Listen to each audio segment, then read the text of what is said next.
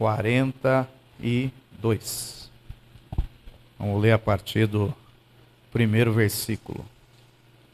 Isaías 42. Glória a Jesus.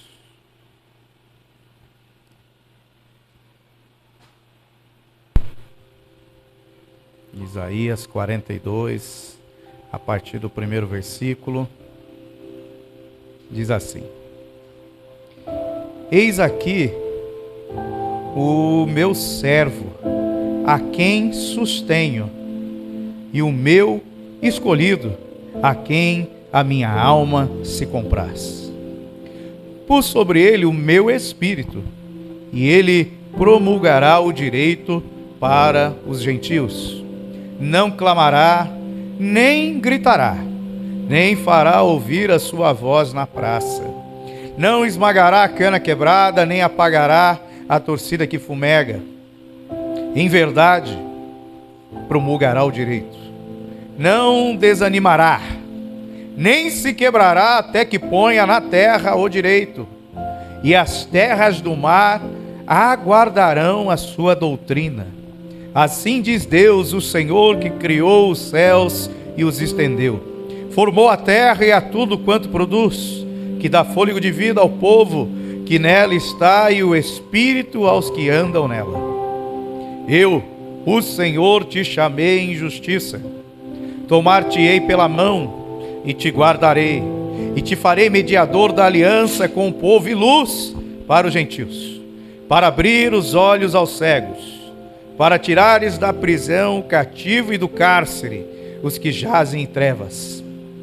Eu sou o Senhor, este é o meu nome. A minha glória, pois, não darei a outrem, nem a minha honra às imagens de escultura.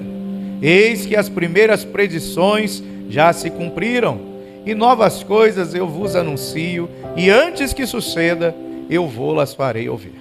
Bendito e maravilhoso Deus, exaltamos, engrandecemos e adoramos o Teu nome. Suplicamos, Papai, a ajuda do Teu Espírito Santo, que a Tua palavra de sabedoria, de conhecimento, estejam sobre as nossas vidas. Que o nosso coração seja uma boa terra, Senhor, para receber a Tua palavra, para colocá-la em prática, para produzir a 100 por 1 no Teu reino. Nos ajuda. Abre o céu sobre as nossas vidas, Senhor Deus.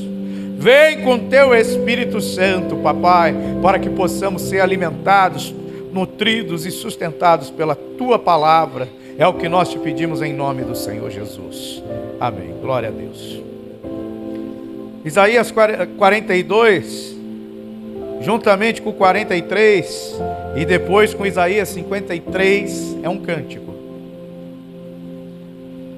É um cântico de louvor que revela a majestade de Jesus Cristo, aquele que cerca de 750 anos após Isaías escrever esse texto, viria à terra.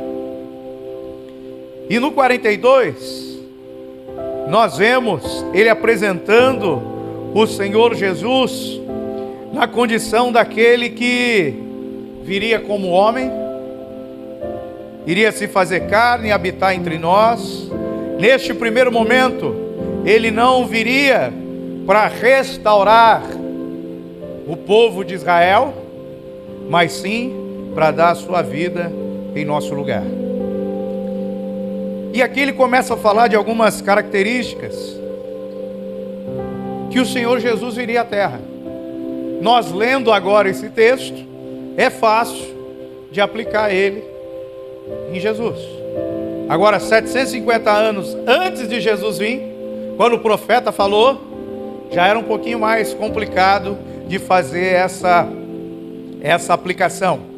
Por isso que a gente, quando estuda teologia, tem uma máxima: a salvação de Jesus para frente e a salvação de Jesus para trás.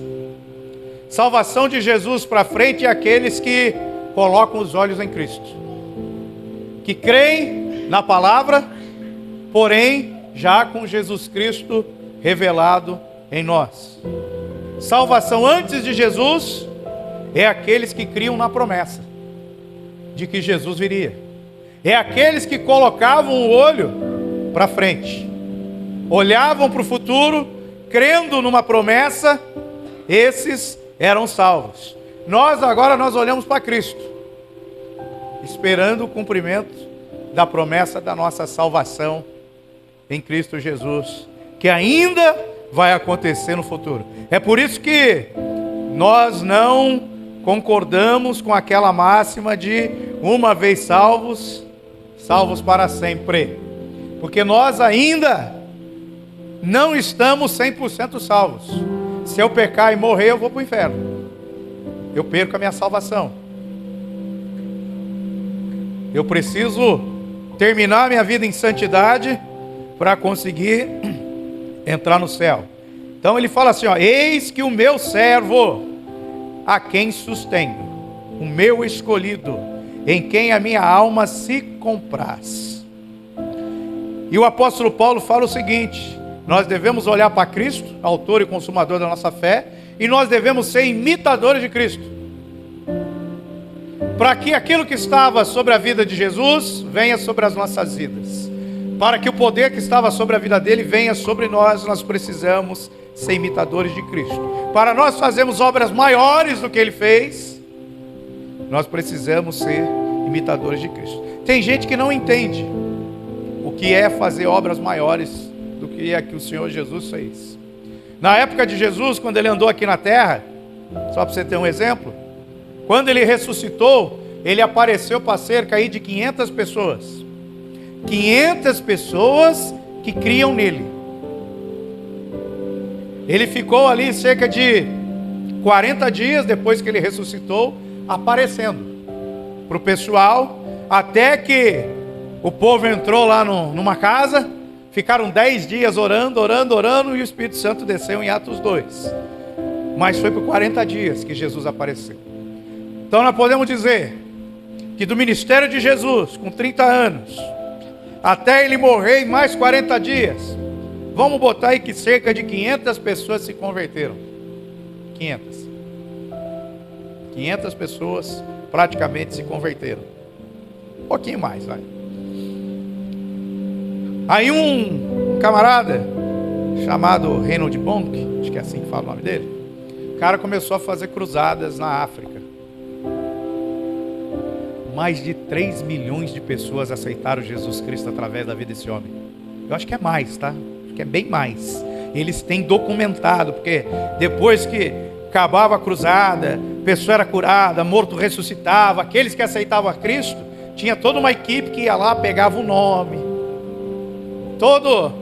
os dados das pessoas, encaminhava aquelas pessoas para uma igreja. Tinha centenas de igrejas que nasciam a partir da cruzada. Igreja que tinha 3, 4 membros, daqui a pouco estava com 2.000, 5.000 membros. Milhares de pessoas aceitaram Jesus através da vida de um homem. Billy Graham, milhões de pessoas. E assim vai. Fizeram obras maiores que a de Jesus. Não é a obra da expiação, que aquela só Jesus fez, morreu no nosso lugar para nos dar vida eterna. Mas obra aqui na terra, através do poder do Espírito Santo, fizeram obras muito maiores, porque eles passaram a ser imitadores de Cristo. E aqui Isaías ele fala, ele deixa a característica daquele que vai ser usado por Deus e vai morar no céu. Primeira característica: eis aqui o meu servo. Tem que ser servo de Deus. Servo de Deus não é aquele que trabalha para Deus, é aquele que é escravo de Deus. Servir, ou, em outra tradução, o significado da palavra servo é diaconia. Diácono é servo, o significado. Diaconia é servir. Quando eu sirvo a Deus como um escravo, aí eu alcanço o primeiro aspecto. Então, o que é servir? Qual é a diferença de eu servir, ser um trabalhador para Deus, e de eu ser um servo escravo de Deus? Eu sou o servo trabalhador, eu sou um servo escravo. Qual é a diferença? O servo trabalhador espera uma recompensa. Ele trabalha já com a intenção de receber algo em troca. O servo escravo não. Ele trabalha porque ele é escravo. Ah, hoje eu não quero. Escravo não tem querer, tem que fazer ou chibata, ou apanha. E o Senhor Jesus deixou bem claro, quando ele contou uma parábola de um pai, um empresário, que tinha 2 filhos. Mandou os 2 filhos ir trabalhar. Vai trabalhar. Porque filho tem que trabalhar, não pode ser vagabundo, ficar dentro de casa. Se vocês não sabem, agora teve uma decisão judicial em favor de uma mãe que entrou na justiça contra o filho, já velho, quase 50 anos, não queria sair de casa, vivendo as coisas da mãe. A mãe entrou na justiça, o juiz mandou o filho sair de casa. Porque a mãe não queria sustentar vagabundo. Ela deve ser crente. Então tem que tomar cuidado. Quando quando ele contou a parábola e o pai mandou os 2 ir trabalhar, um falou assim: eu vou, oh aleluia, deixa comigo, pai, vou lá, oh glória, e não foi. O outro falou: não vou, não quero, não estou com vontade.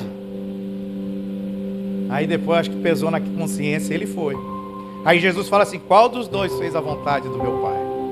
Aquele que não queria ir, porque ele entendeu que ele é servo, que ele é escravo. Escravo não tem vontade.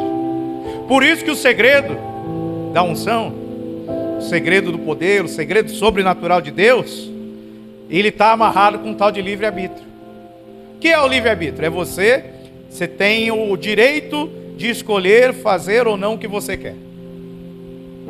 Você tem o direito de fazer o que você quiser, o que der na telha. Isso é livre-arbítrio. Você pode tomar a decisão que você quiser. Deus não vai influenciar na sua decisão. Ele pode levantar a circunstância, abrir a terra, fazer cair raio do céu e tal, mas ele não vai influenciar, não vai tocar no seu intelecto para você tomar uma decisão em relação a ele ou não. A decisão tem que ser sua. Então o livre-arbítrio me dá o poder de eu escolher o que eu quero para mim, qualquer coisa. E o segredo da unção, do poder, é você abrir mão do livre-arbítrio. Porque escravo não tem o direito de fazer o que quer. Ou ele faz a vontade do seu Senhor, ou chibata nele, ou o pau quebra, ou vem enfermidade, ou a porta fecha, ou vem desespero, ou o céu fecha. Tudo acontece. Então se eu escolho Jesus, eu preciso ser imitador dele. E a palavra dele diz: eis aqui o meu servo. Lá Isaías 53 fala do servo sofredor. Aqui ele fala do meu servo, a quem eu sustento, quem eu escolhi. Então eu preciso escolher. O que eu quero? Eu quero trabalhar para Deus, para ganhar algo em troca. Eu só toco se faço isso, só prego se faço isso, só vou para a igreja se for isso. Não sei o que. Tem a tal da oportunidade, né? Nós estamos virando a assembleia agora. Está chegando essa nhaca dessa oportunidade, que eu não gosto. Tem gente que só vai na igreja se tiver oportunidade. Não deu oportunidade, não volta. Não vota. Por quê? Porque infelizmente colocaram isso no coração. Ou você dá a oportunidade para a pessoa, para ela se sentir útil, para ela ter a recompensa de receber a glória que é devida a Deus, ou ela não fica. Em 13 anos eu rodando a Assembleia de Deus no Brasil todo, infelizmente é assim. No Brasil todo é assim. Por isso que a gente estava lá no congresso, todas as igrejas que foram visitar, se eu não me engano, acho que tinha 3 de fora ali, fora a gente.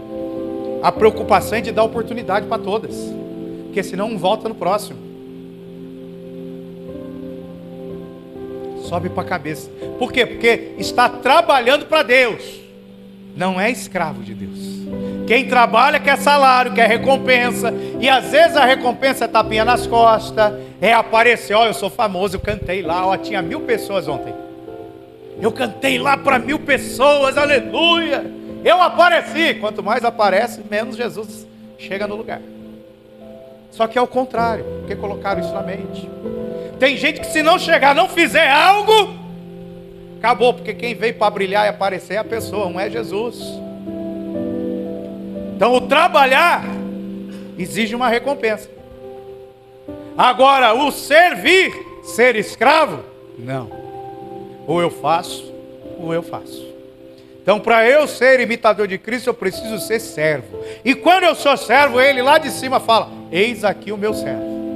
Eis aqui a minha serva, a quem eu sustenho. Ou seja, pode acontecer o que for, ele vai nos sustentar. Está caído, ele vai segurar na sua mão, porque você é servo. E ele sabe que às vezes o servo, não aguenta o peso, não aguenta o jugo. Às vezes o servo, ele não aguenta a prova, ele desfalece. Só que a Bíblia fala assim: Ele não nos prova mais do que nós somos capazes de aguentar. Pastor, mas está difícil. É porque você é forte, você aguenta. Por que você aguenta? Porque você é servo. Porque se for trabalhador, você está lascado, aí não vai aguentar mesmo. Agora, se você é servo, ele sabe até a medida, o ponto, ele sabe até quantos quilos você aguenta no lombo. A hora que tiver faltando 1 grama para ultrapassar o peso que você aguenta, ele vai lá e te sustenta. Ele te toma pela tua mão, ele te levanta, ele renova as suas forças. Porque você é servo. Isso é para servo. Quem está na igreja querendo algo em troca nessa terra, perdeu a recompensa. Vai receber recompensa de homens, não de Deus. Porque Jesus nos chamou para ser servos. Primeiro é servo. Segundo, depois de você se mostrar um bom escravo de Cristo, você vira amigo dele. Porque quanto mais eu servir, tem gente que é assim, ó. Aconteceu alguma coisa, já quer tirar satisfação com a outra, quer brigar, quer isso, quer aquilo. Se um sou eu, não pode ninguém. Isso não é papel de servo, isso é papel de quem trabalha. Quem trabalha às vezes quer acabar com a pessoa para tomar o lugar dela. O servo não, ele se esconde. A única preocupação do servo é fazer a vontade do seu Senhor. O servo não tem vontade própria. O servo não tem livre-arbítrio. O servo, ele nasce para fazer a vontade do seu Senhor. E quando você é servo, ele te sustenta e ele te escolhe.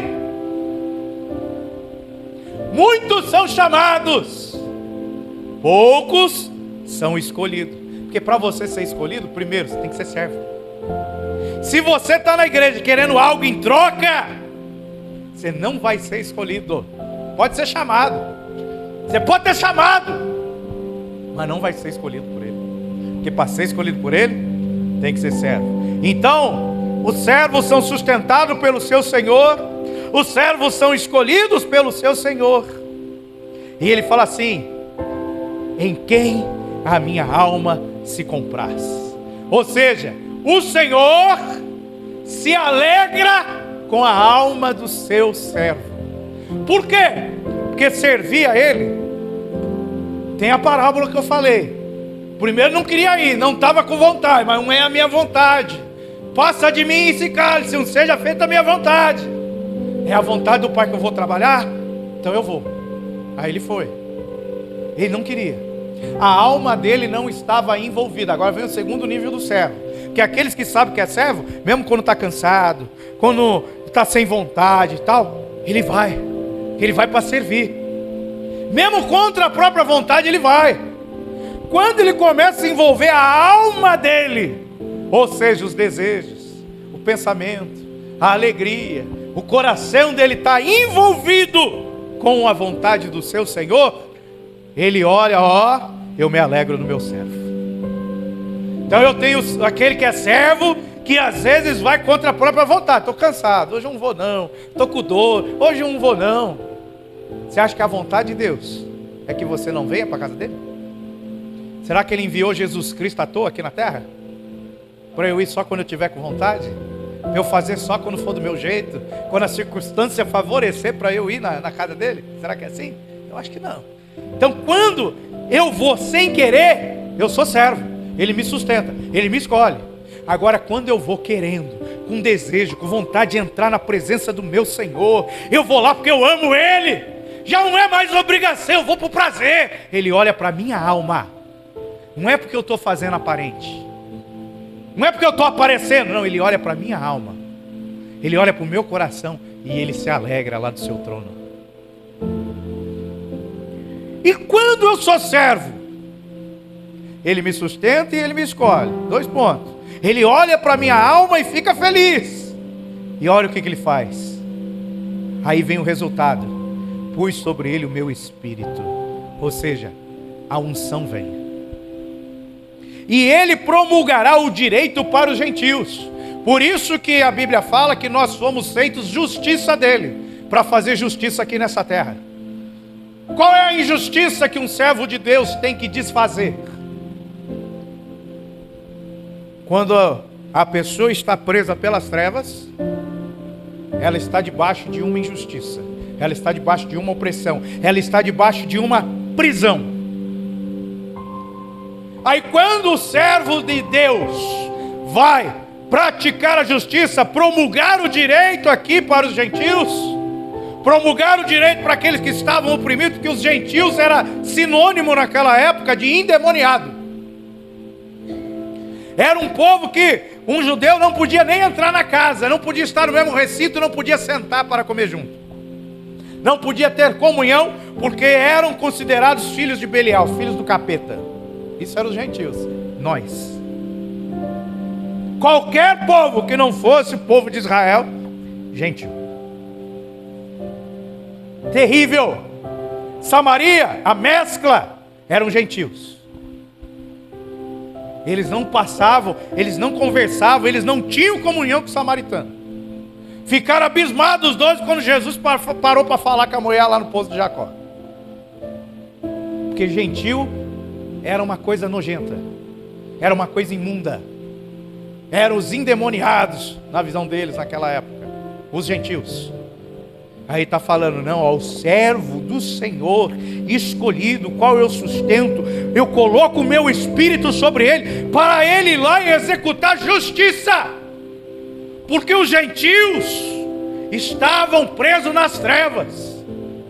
Por isso que ele fala, uma luz nasceu para os gentios. Quando Isaías profetiza que um filho vos nascerá, seu nome será Emanuel, ele vai ser luz para os gentios, porque os gentios viviam nas trevas. Então ele está falando, o meu servo, a quem eu escolhi, eu vou dar unção, eu vou dar poder, eu vou dar autoridade, para ir lá e dissipar as trevas que estão sobre os gentios. Resumindo, quando nós assumimos a posição de servo, de fazer a vontade do nosso Senhor, primeiramente contra a nossa vontade, muitas vezes, segunda vez por amor, por alegria, com a alma junto na obra de Deus, quando eu faço com a minha alma, quando eu não meço esforços para fazer a vontade de Deus, Ele derrama poder, Ele derrama unção, Ele vem com a cura, Ele abre portas. Pastor, eu estou com meu coração na obra de Deus. Não faço por minha vontade, não faço por imposição, não faço para conquistar nada, eu faço porque eu amo o Senhor. E se você falar isso para ele, Senhor, não é a minha vontade, mas eu amo fazer, não precisa ninguém pedir, eu faço porque eu te amo. Senhor, abre porta para eu investir no teu reino. Ele te arruma um trabalho para você ganhar o dobro do que você ganha hoje. Mas você tem que ser servo. Senhor, eu quero entrar lá, Senhor, e quebrar as cadeias, curar os enfermos, expulsar demônio. Ele derrama unção para você fazer isso, mas você tem que ser servo. E a maioria das pessoas que têm unção que cai, é porque elas entram na posição de servo, busca, cava o poço, recebe o poder do alto como servo. Mas junto com o poder vem prosperidade. Aí ela vai esquecendo que ela serve, ela começa a trabalhar para Cristo. Tem uns que cobram. E quanto mais ela vai trabalhando, ela vai colocando o coração nas riquezas da terra e não na do céu. Uma hora ela cai. Ou ela cai com dinheiro, ou ela cai com adultério. Vai cair, porque esqueceu de ser servo. Servo não tem herança. Servo não tem direito de nada. Servo é escravo. Quanto mais eu for escravo de Cristo, mais Ele me sustenta, mais Ele derrama de poder. Então, quanto mais eu falar assim, não é a minha vontade, Senhor, não é, é a tua, não é do meu jeito, é do teu jeito. Quanto mais eu me submeter, quanto mais eu for escravo, mais Ele derrama poder, mais as cadeias se despedaçam. E quando Jesus veio, Ele veio como Cordeiro de Deus que tira o pecado do mundo. Ele veio como uma ovelha muda que foi levada ao matadouro. E Isaías fala assim, ó, não clamará, nem gritará, porque a ovelha não faz barulho nem na hora de morrer, nem fará ouvir a sua voz na praça. Tem gente que está berrando, é bode. Está berrando, dando cabeçada, porque eu quero, que é do meu jeito. Eu não aceito, eu vou tirar satisfação. É bode.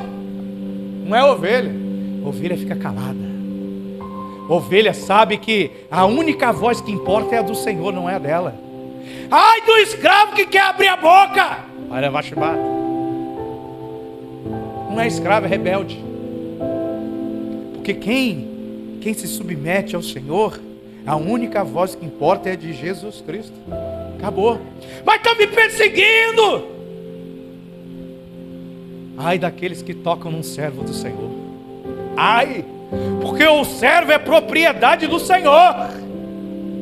Quem tenta tocar, roubar, o Senhor vai, ó, pá. Ele protege aquilo que é dele. É propriedade exclusiva do seu Senhor. Então quando ele veio, ele não clamou, ele não gritou, ele não fez ouvir a sua voz na praça. Verso 3: não esmagará a cana quebrada. Ele não veio para brigar, ele veio para dar outra face. Falou mal dele? Ó, falou no ouvido? Fala no outro. O cara foi lá e bateu nele, vai do outro. Ele não veio para tirar satisfação com ninguém, não. Não veio, não. Ele veio, ó, para ficar calado, para servir. Não esmagará a cana quebrada, nem apagará a torcida que fumega. Em verdade, ele promulgará o direito. Ele veio para trazer justiça para aqueles que estavam sentados em trevas, fossem levados para a luz. E olha que coisa linda. Olha o segredo do servo que alcança a vitória. Olha o segredo do servo para ser curado de enfermidade. Olha o segredo do servo para ele receber unção, para as portas abrirem, para ele receber poder de Deus nessa terra, para tudo quanto ele fizer prosperar. Olha o segredo. Verso 4: não desanimará. Ó, no mundo você vai ter aflição, no mundo você vai ser perseguido, no mundo você vai ser roubado, no mundo você vai ser traído, no mundo você só vai levar pancada, cacetada, no mundo você vai ficar enfermo, vai ficar desempregado, você vai passar necessidade, um monte de coisa vai acontecer, você vai até morrer. Jesus falou assim: tende bom ânimo. Então o servo que abriu mão do seu livre-arbítrio para fazer a vontade do seu Senhor, aquele que envolve a alma para trabalhar para o Senhor, que se envolve com a obra do Senhor, que coloca o seu coração na obra, o Senhor se agrada, o Senhor se compraz, o Senhor se alegra desse servo. Mas ele está esperando mais uma característica. Primeiro ele é servo, ele coloca o seu coração e ele não desanima. Tudo que o diabo quer que você pare na caminhada, tudo que as trevas quer te segurar, te prender, não deixar você ir na casa do Senhor, não deixar você ter comunhão com os irmãos. Tem irmão que fica de picuinha. Ah, pastor, porque falou um negócio eu não gostei.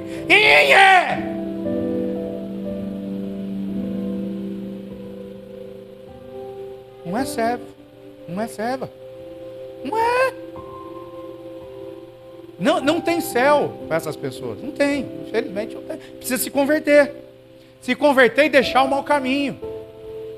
Aí quando você está numa igreja, olha lá, a igreja tem 1000 pessoas, é normal e natural que você não converse, que você não tenha comunhão com todo mundo, que você não vá na casa de todo mundo, que você não passe tempo com as pessoas. Olha, a igreja é pequena, não conversa, vira a cara, não tem comunhão, não vai um na casa do outro. O que você vai falar para Deus? Ô Senhor, eu não tenho comunhão com o irmão. Pô, meu irmão está precisando lá de uma visita. Ele não fala e está com necessidade dentro de casa. Você só vai descobrir se entrar lá. Vocês precisam estar mais unidos, estar mais juntos.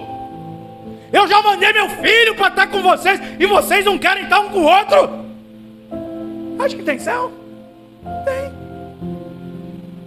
E o pior de tudo é desanimado. É difícil qualquer coisa. É aquela história da lâmpada, a lâmpada queimada, fica 3 meses queimada, piscando, Quer alguém trocar. Pô, mas o pastor não troca. Não, o pastor não troca. Porque o pastor está esperando as pessoas animarem, ter boa vontade, ser proativo, colocar o coração. O pastor só fica dando recado. Está piscando a luz, hein? Ó, eu acho que vai queimar, hein? Está queimando, hein? É para ver se as pessoas acordam. O zelo da tua casa me consome, de Jesus. Aí nós saímos do culto, tá cheio de copo no chão. Teve um dia aí, o copo estava no chão. Aí a pessoa deixou a Bíblia na cadeira. Aí eu peguei o copo do chão, botei em cima da Bíblia. Na hora de ir embora, a pessoa tirou o copo da Bíblia, colocou na cadeira e foi embora com a Bíblia. Eu falei, não, é impossível. Eu tirei o copo do chão, botei em cima da Bíblia para ela jogar fora o copo. Ela botou o copo do lado e foi embora com a Bíblia. Qual é o zelo que tem pela casa do Senhor? Nenhum! Aí depois que é unção, que é poder, que é autoridade, que é vitória no casamento, que é vitória no trabalho, vai ser perseguido! Vai passar por sofrimento para aprender a ter zelo, a ser servo, a ser serva, a acabar com picuinha. Tem que acordar uma hora. Não tem zelo pela casa do Senhor. O culto começa às 7 horas. Não chega no horário. Não começa o culto. Aqui, o meu compromisso é com Jesus. Se eu tenho um compromisso com Ele 7 horas, não chegou ninguém. Ó, isso aqui chama Bíblia. Pode ler a Bíblia. Pode orar. A gente vai comprar mais para deixar aqui na igreja, mas isso aqui é uma harpa cristã. Ó. Você pode pegar a harpa cristã, abre, conselho. Pega os pequenininhos. Vem aqui, ó.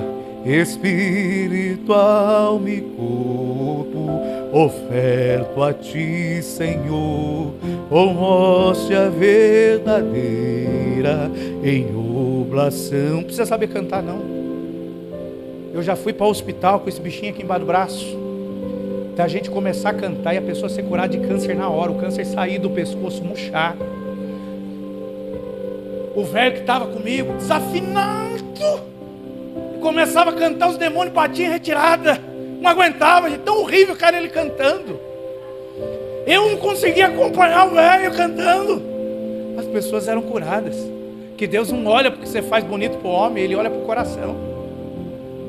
Aí eu não preciso de ninguém aqui com instrumento, com voz. Não, o compromisso é com Jesus. Às 7 horas, começa a cantar, ora. Ele está presente. Ele vem para receber adoração. Aí não, vou esperar. O pastor me ligou hoje. Fui num congresso que fizeram, uma cruzada de jovens. Arrumaram, como que fala? Igual a escola que nós foi lá. Um ginásio, arrumaram um ginásio para mais de 500 pessoas e tal. Ia começar às 4 horas da tarde. Aí o pastor estava num outro compromisso, chegou lá às 6 horas da tarde. Chegou lá, não tinha ninguém no estádio, não tinha culto. Tá bom. Aí foi lá, conversou com o pastor e tal. Deu 7 horas, nada. Aí o pastor virou lá pro pastor que estava organizando. Falei, cara, ia começar às 4? Não, estou esperando o povo chegar. Ele falou, mas já é 7 horas. Eu preciso voltar, é 2 horas de viagem para voltar e tal. Melhor começar, né? Mas só tem 20 pessoas, só tem o pessoal da minha igreja. Eu falei, mas vamos começar, né? Aí começou 7h30 o culto. O compromisso com Jesus era 4 horas da tarde. Sabe quantas pessoas foram além do pessoal da igreja dele? Nenhuma. Porque o compromisso é com Deus, não é com o homem. Se ele tivesse começado às 4, eu creio que tinha chegado a multidão que ele estava esperando. Mas o compromisso não é com o homem, é com Deus. E quando eu honro o meu compromisso com Deus, Deus me honra. Aí eu não posso ficar esperando fulano chegar, arrumar as coisas, fazer. Não, meu compromisso, Jesus está presente. Quando eu entendo isso, eu me torno servo. Não é a minha vontade, não é a vontade do homem. Eu nasci para adorar. E adorar é obedecer. Então, característica do servo que tem vitória de Deus na sua vida, ele tem bom ânimo. Porque quando a luta levanta, a prova vem, o vento sopra, ele tem bom ânimo. Não é qualquer coisinha que vai impedir ele. Eu já cansei de falar isso. Você não recebe bênção porque você não crê. Meu Deus, o meu Deus, não sei o seu. O meu é um Deus que cura. Pastor, eu estou com dor. Pastor, eu estou enfermo. Pastor, não sei quem. Eu não vou no culto. Tá bom, você só está declarando para os capeta que o seu Deus não cura. Aí depois você quer profetizar. Você quer receber unção, poder.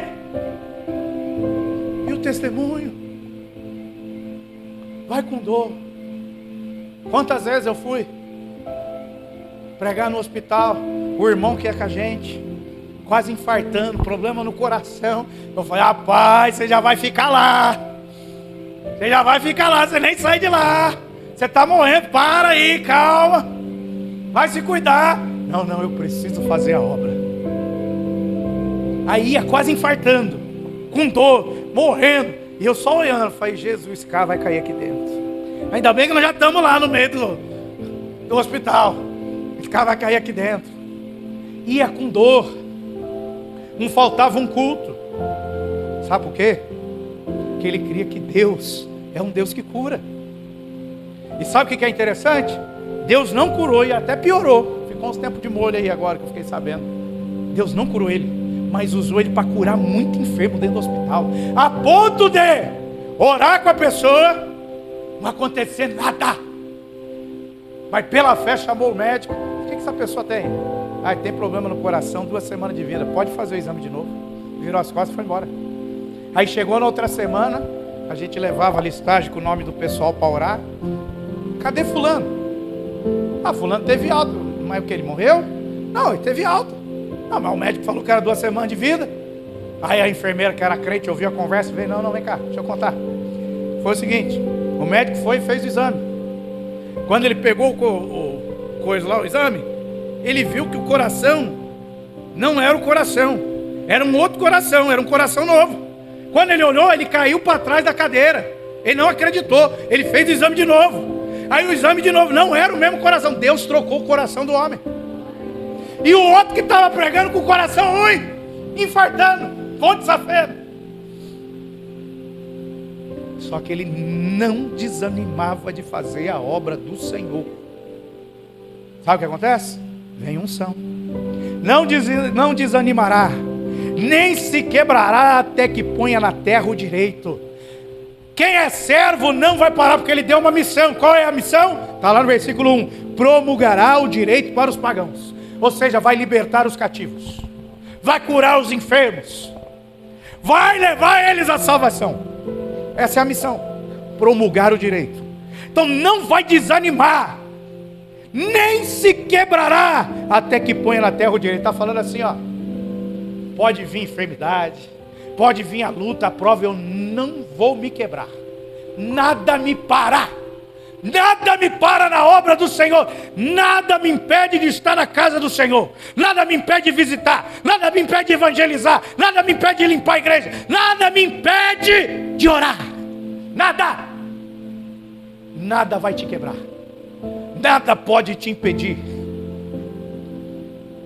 Até que você coloque o direito na terra.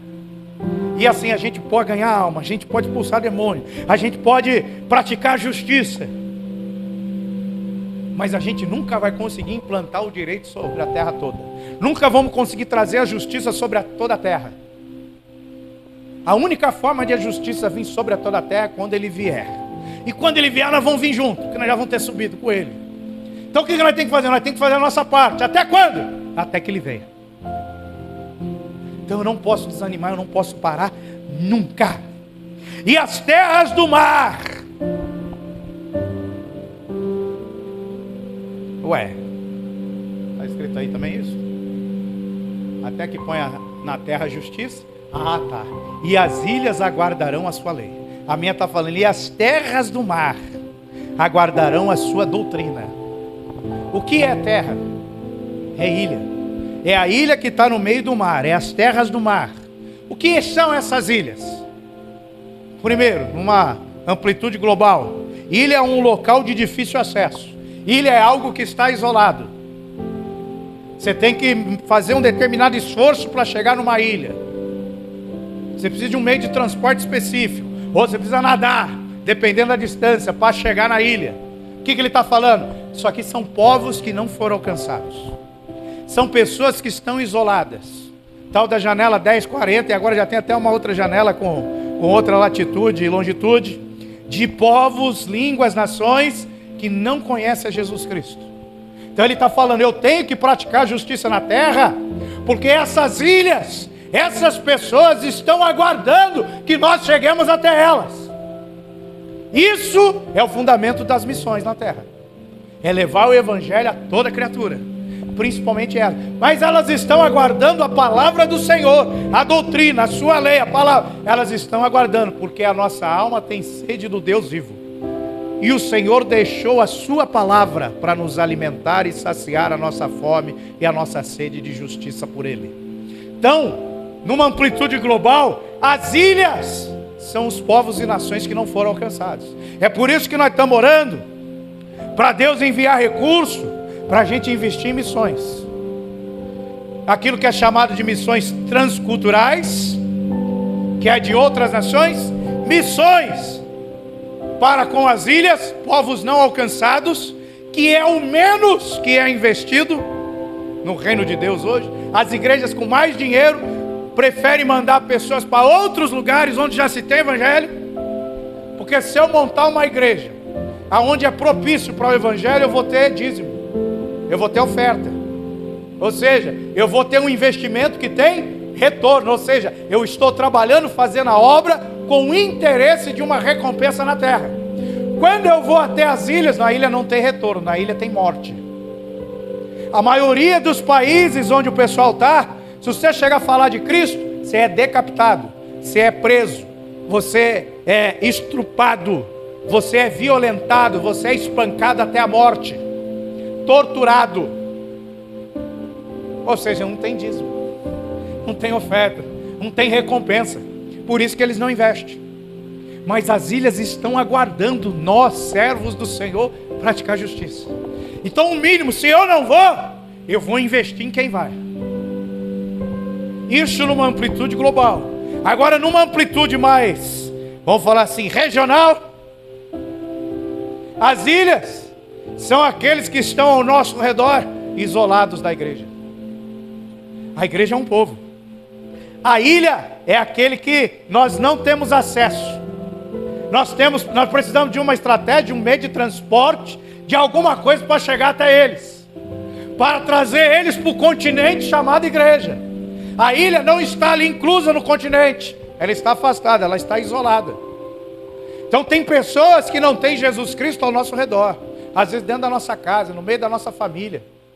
São ilhas, mas elas aguardam a palavra de Deus. Eu sou escolhido, sustentado para levar o direito até a ilha, para levar a palavra, para levar a justiça de Jesus Cristo. Esse é o papel do servo, que é imitador do seu Senhor. Então, não tem desânimo, não se quebra, nada para, até que põe o direito na terra. Porque essas terras do mar, as ilhas, estão aguardando a doutrina do Senhor, estão aguardando a palavra. Eis que enviou a sua palavra e os curou, Salmo 107, 20. Enquanto nós não levarmos a palavra até eles não serão curados das doenças das trevas, do jugo de Satanás. Verso 5, olha que coisa linda. Assim diz Deus, Elohim, assim diz o Elohim, o Senhor. Aí agora já está falando Jeová, Yahvé. Assim diz Deus, o Senhor, que criou os céus. Não sei se você já ouviu alguém orando: Deus de Abraão, de Isaac e de Jacó, Criador dos céus e da terra. E o povo acha que é fariseu. A maioria é. Mas quem tem entendimento, isso foi uma das coisas que eu aprendi, quem tem entendimento, ora assim. Por quê? Na época de Israel, você tinha o templo, que era o único lugar permitido para se oferecer sacrifícios e adoração ao Senhor. E você tinha os montes. E diferente dos montes de hoje, o pessoal vai para buscar Deus no monte, deveria. A maioria vai para outra coisa. Os montes lá eram usados para adorar outros deuses. Tinha os postes ídolos, adorava embaixo de árvore, tinha rituais, eram feitos nos montes. Então tinham vários deuses naquela época. Tinha a rainha dos céus, tinha Moloque, tinha vários, Astarote. Então quando Moisés fala, Senhor, eu vou lá, mas se ele me perguntar quem te enviou, aí você fala, o eu sou te enviou, o Deus dos teus pais, o Deus de Abraão, de Isaac e de Jacó. Então quando eu vou orar, quando eu sinto que o ambiente é de guerra, que o ambiente é de batalha, que você precisa entrar numa guerra, eu começo orando. Deus de Abraão, de Isaac e de Jacó, Pai do meu Senhor e Salvador Jesus Cristo. Pronto, eu identifiquei qual é o Deus que eu sirvo. Eu declarei quem é o meu Senhor naquele momento de batalha, de guerra. Às vezes eu estou orando normal, Pai, não sei o que e tal. Eu sinto que o negócio fecha na hora. Deus, Criador dos céus e da terra, Pai do meu Senhor Jesus Cristo, Deus de Abraão, de Isaac e de Jacó, o qual a terra proclama a tua glória e o firmamento anuncia as obras das tuas mãos. Eu identifico. Então, assim diz Deus, o Senhor, que criou os céus e os estendeu, formou a terra e tudo quanto produz. Ele está identificando quem é o Deus desse servo, que dá fôlego de vida ao povo que nela está, e o Espírito aos que andam nela. Então agora eu estou me identificando, eu faço parte do povo de Deus. Essa identidade, no momento da oração, no momento, eu falei que isso aqui é um louvor, no momento do cântico, é fundamental para o céu abrir, para os demônios começarem a recuar. É fundamental. Verso 6. Depois de tudo isso aí, ele fala a característica do servo, que é sustentado, que é escolhido, que tem a sua alma ali, na obra do Senhor. O Senhor se alegra da sua alma, do seu coração, da sua posição. O Senhor coloca o Espírito para que ele possa levar a mensagem até os gentios, aqueles que estão nas trevas. Ele não é bode, não clama, não grita, não bate o pezinho, não vem aqui para arrumar confusão, para esmagar a cana quebrada, para acabar de matar as pessoas que estão na igreja. Tem crente que é assim, quer aparecer, se acha, aí magoa os outros, faz os outros chorar. Às vezes a pessoa sai da igreja porque ainda não tem maturidade, e o outro que era para ser maduro é mais criança do que a outra que não tem maturidade, ofende, faz a pessoa chorar, humilha a pessoa. Em vez de abraçar, trazer vida, tá ali do lado, junto, estamos juntos, não, está humilhando. Não olha para o coração. O que interessa sou eu. Glória a mim, aleluia. Eu sou a quarta pessoa da Trindade, é só eu que interessa. É da Trindade, porque Trindade são 3 deuses, não tem nada a ver com Deus. Aí é a quarta pessoa da Trindade mesmo. Não fala Trindade não, é divindade, tá? E quando alguém fala Trindade, um corrige não, só fala assim, misericórdia, tem misericórdia, Senhor. Porque não conhece Bíblia. Não conhece Bíblia. Então, depois de tudo isso, o Senhor, te chamei em justiça. Nós somos chamados para acabar com as trevas, para trazer a luz sobre aqueles que estão oprimidos pelo diabo. Esse é o chamado, acabou. Não tem outra coisa. Pastor, fui chamado para cantar. Então você está seguindo um outro evangelho. O cantar é consequência de quando as trevas saem e a luz prevalece. Porque quem está triste, ore. Quem está alegre, canta.